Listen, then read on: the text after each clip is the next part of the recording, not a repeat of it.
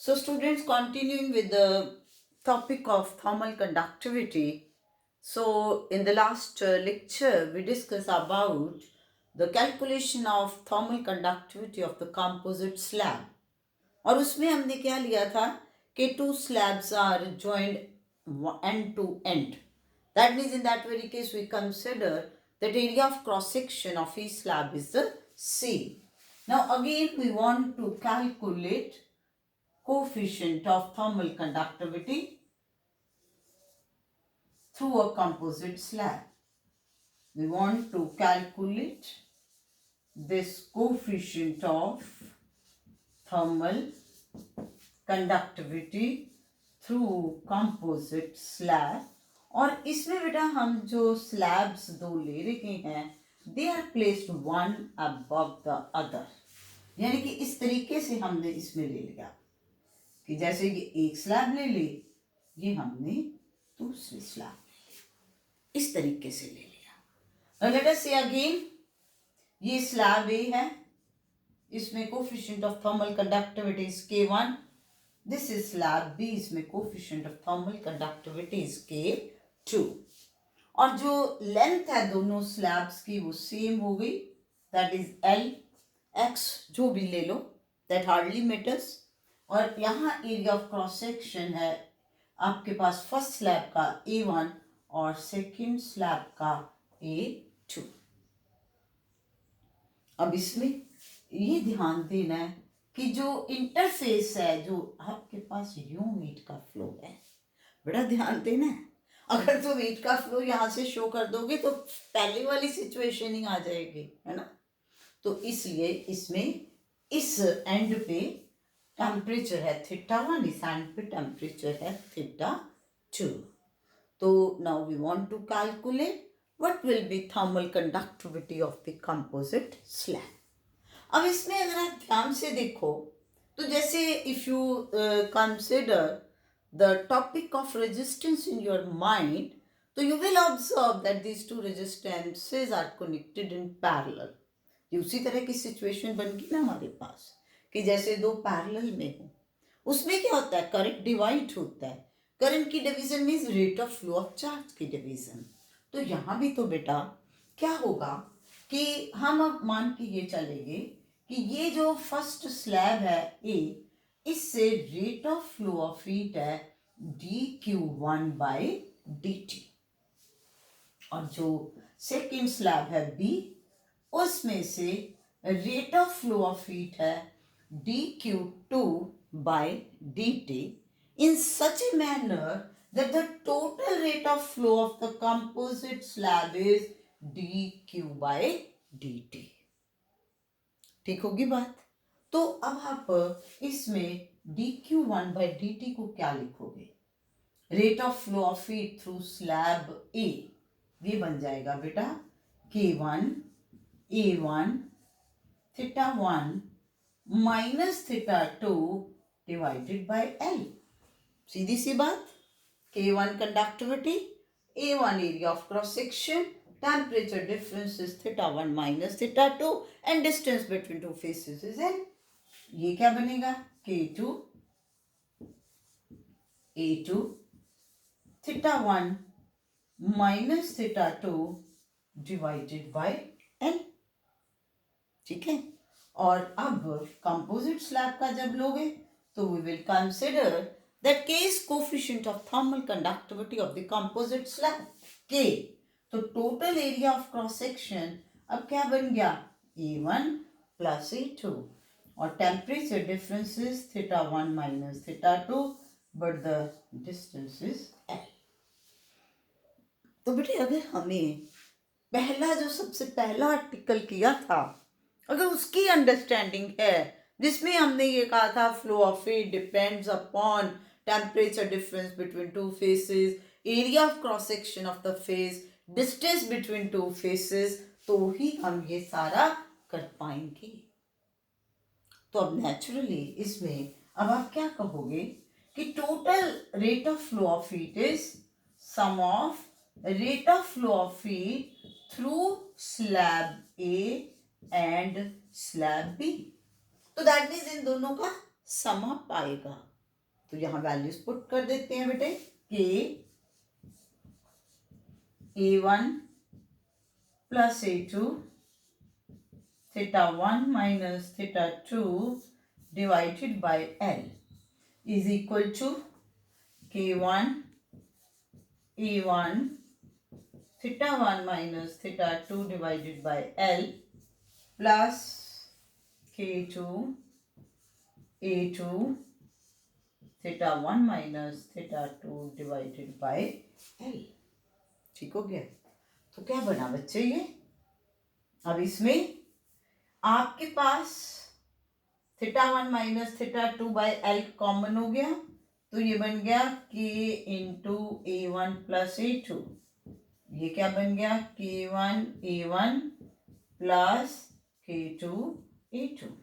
क्योंकि बेटा मैं अगर एक स्टेप करूंगी, मैं इसमें क्या करूंगी, मैं θ1 माइनस θ2 बाय L को कॉमन निकाल दूंगी, तो ये अंदर आ जाएगा K1 A1 plus K2 A2। और इधर भी अब मैंने क्या किया, K A1 plus A2 into θ1 minus θ2 by L ले लिया, तो ये कैंसिल हो गया ना, तो आपके पास ये बन गया। तो ना what is K, K1 A1 plus K2 A2 divided by A1 plus A2. So this is the coefficient of thermal conductivity of the composite slab. जैसे हमने पिछले आर्टिकल में दोनों फेसेस के बीच में डिस्टेंस अलग अलग कंसिडर किया था, x1 एंड x2, और बाद में हमने उसको ये मान के चले थे कि both the slabs are of the same thickness. तो उसी तरीके से यहाँ हम एज्यूम कर लेते हैं कि if area of cross section of both the slabs will be same, A1 is equal to A2, तो बेटा K क्या बन जाएगा, K1 plus K2, A1 common, नीचे बेटे A1 प्लस A2 का मतलब 2A1, A1 से 1 कैंसिल हो गया, so that means in this very case K will be K1 plus K2 divided by 2। तो इसका मतलब कि जो coefficient of thermal conductivity composite slab की हमारे पास आई इस केस में, this will come out to be K1 plus K2 by 2। तो बेटा ये अच्छी तरह से अंडरस्टैंड कर लीजिए, उसके बाद आप ज़रूर फॉर्मूले जो है अपने सुपर शॉर्ट नोट्स में लिखिए, क्योंकि बेटा जब आपने IIT की प्रिपरेशन करनी, वहाँ पर आपको काम करने में इतना टाइम नहीं मिलना, वहाँ आपको ये फॉर्मूला अप्लाई करना ही पड़ेगा। लेकिन बच्चे अगर आप अंडरस्टैंडिंग के बाद उसको अप्लाई करोगे तो कोई प्रॉब्लम आपको नहीं आएगी। अब इसके बाद जैसे मैंने आपको बताया था थर्मल रेजिस्टेंस का इन सीरीज, तो यहाँ पर ये एक तरह से ये बन गया कि these are the two rods with the thermal resistance RH1 and RH2 and they are connected in parallel. So when two rods are connected in parallel, then what will be thermal resistance of the combination?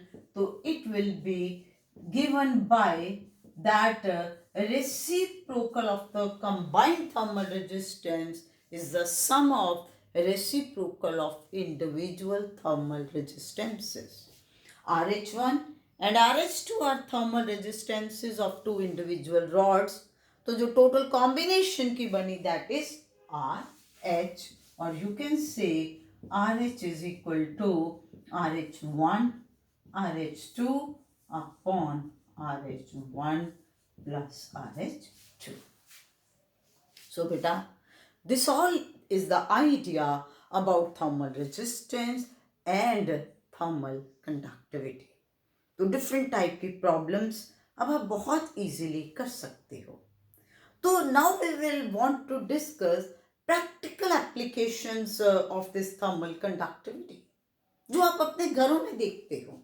आप सबसे पहले ये बताओ कि आप अपने घर में देखते हो कि cooking utensils are always of metallic material with wooden handles, handle उसका वुड का होगा और जो यूटेंसिल का मटेरियल है वो क्या होगा, मेटेलिक, ब्रास के।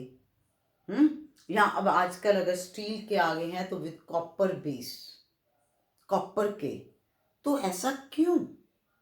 क्योंकि जो कॉपर है, ब्रास है, they are good conductors of heat. तो वो बहुत इजीली नीचे जो फायर है, गैस जो जल रही है, उससे हीट बड़ी इजीली ले लेते हैं और लेने के बाद ट्रांसफर बहुत जल्दी करते हैं। कंडक्शन का मतलब है कि वो आगे दे रहा है, अपने पास नहीं रोक के रख रहा। तो नेचुरली उससे क्या होगा कि जो फूड है उसको बड़ी जल्दी हीट मिलती है, तो उसके कॉरेस्पॉन्डिंगली वो क्विकली जो है आपका प्रिपेयर हो जाता है। अब हैंडल वुडन क्यों लगाया? अगर आपका हैंडल भी मेटालिक होगा तो हम उसे टच नहीं कर सकते, क्योंकि वहां तक भी हीट फ्लो हो जानी है कंडक्शन से ना। Would is bad conductor of heat. तो उसकी वजह से क्या हुआ कि जो हैंडल है वो हीट अप नहीं होगा, उस तक हीट पहुंचेगी नहीं, वो हीट को अपने में से फ्लो नहीं करने देगा। तो हम उस हैंडल से उस यूटेंसिल को बड़ी इजीली पकड़ सकते हैं। ठीक है। अब इसी तरीके से हम ये कहते हैं कि क्विल्ट जो है, क्विल्ट की बात अब हम करते हैं, तो इसमें हम ये कहते हैं कि 2 thin blankets are more warm as compared to 1 thick blanket। 2 पतले पतले ब्लैंकेट हैं, बहुत पतले पतले ब्लैंकेट है, एक मोटा सा है। तो बेटा जो 2 थिन ब्लैंकेट हैं वो ज्यादा वार्म हो सकते हैं उस एक थिक ब्लैंकेट से। ऐसा क्यों? बिकॉज जब आपने 2 ब्लैंकेट लिए तो उनके बीच में बेटा एयर की लेयर आ गई, and that is still layer, है ना। तो स्टिल लेयर क्या है? That is bad conductor of heat, that doesn't allow flow of heat from our body to the surrounding. आप एक चीज आप नोटिस करते हो कि रात को सोने के टाइम पर जब आप क्विल्ट लेते हो, ब्लैंकेट लेते हो, तो जैसे ही आप लेते हो तो आपको वो ठंडा लगता है और उसके बाद वो वार्म अप हो जाता है भाई? क्या हो रहा है? एक्चुअली बेटा वो वार्म अप नहीं हुआ। हुआ क्या कि जैसे ही आप ब्लैंकेट आपके टच में आया, ब्लैंकेट का टेम्परेचर रूम के टेम्परेचर के बराबर है। अब विंटर है, जैसे टेम्परेचर मान लीजिए 10 डिग्री सेल्सियस है, आपकी बॉडी का टेम्परेचर 37 डिग्री सेल्सियस है।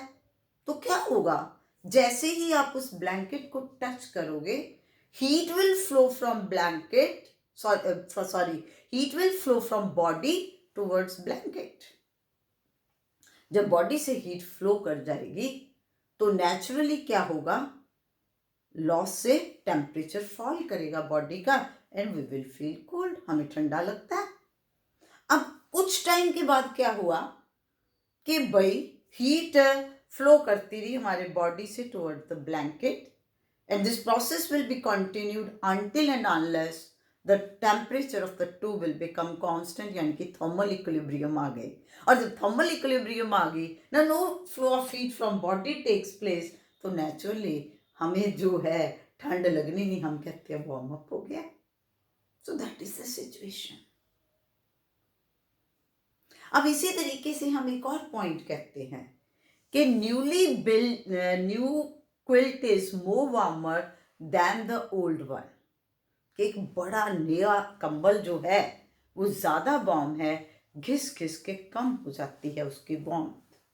You can also say to blanket, या अपने स्वेटर की ही बात कर लो। तो ऐसा क्या होता है बेटा, जब न्यूली बिल्ट है उसमें एयर पोर्स, एयर की तो बात कर रहे हैं हम, एयर ही तो बैड कंडक्टर है। तो जो एयर पोर्स हैं वो ज्यादा होते हैं, तो जैसे जैसे वो घिसता रहता है यूज होने के बाद, तो उसमें वो एयर पोर्स कम हो जाते हैं। आप क्या सोचते हो जो हम वूलन्स पहनते हैं विंटर में, are they source of heat? क्यों नहीं हमें उसमें सर्दी लगती? क्या कोई हीट प्रोड्यूस करते हैं वो? नहीं।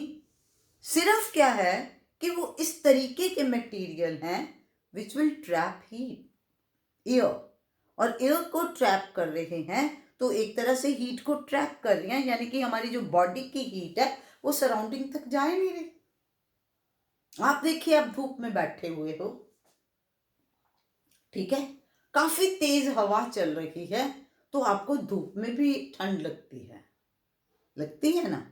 और एक क्लाउडी डे है, लेकिन हवा नहीं चल रही, स्टिल है, cloudy and still day, hot and windy day.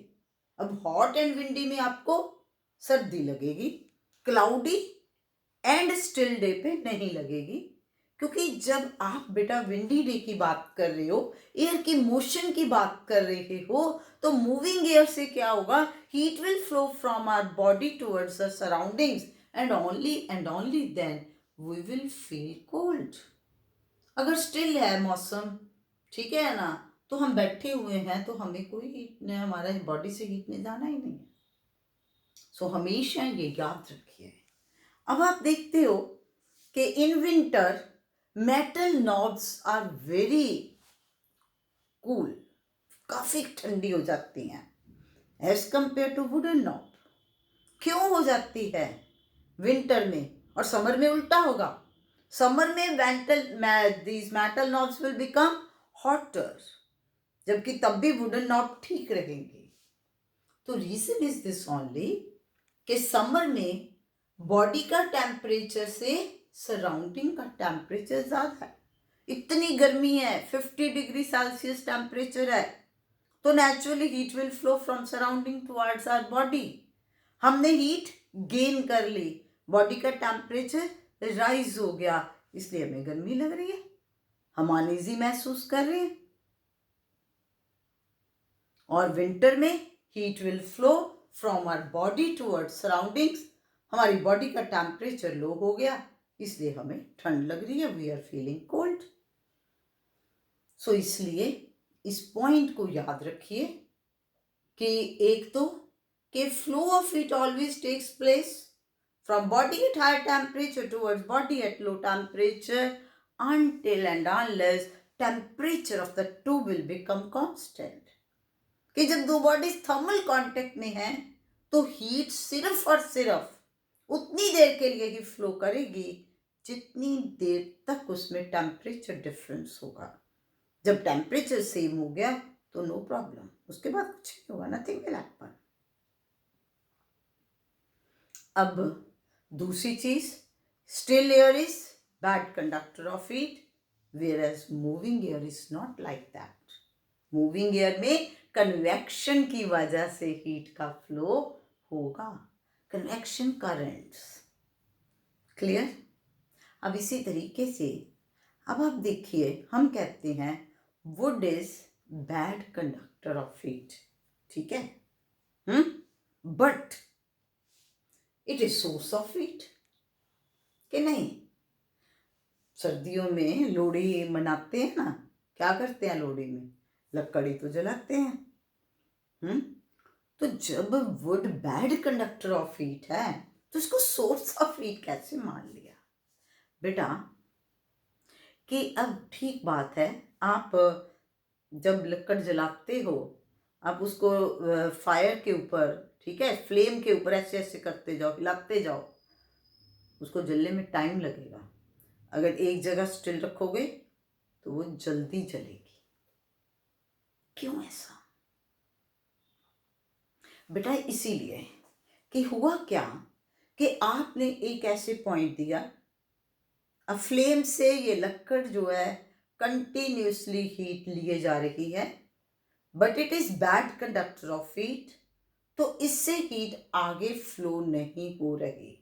So that means जो भी हीट वुड ले रही है, all of that heat is absorb by the wood itself, जिससे इसका टेम्परेचर राइज हो रहा है। उसी एक पॉइंट पे, जैसे ये टिप है जो कि फ्लेम के डायरेक्ट इन टच है, तो इस टिप का टेम्परेचर राइज होता जाएगा, राइज होता जाएगा, और फाइनली क्या होगा, इग्निशन टेम्परेचर विल कम, जिसपे ये बर्न होना शुरू हो जाएगी और ये जल पड़ेगी, तो then it is source of heat.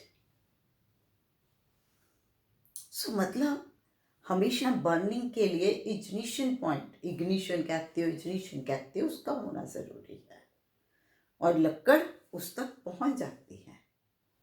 अब मैं आपको एक बड़ी इंटरेस्टिंग सी बात बताऊं, you can try at your home, कि मैं कहती हूं कि water can be boiled in paper cup.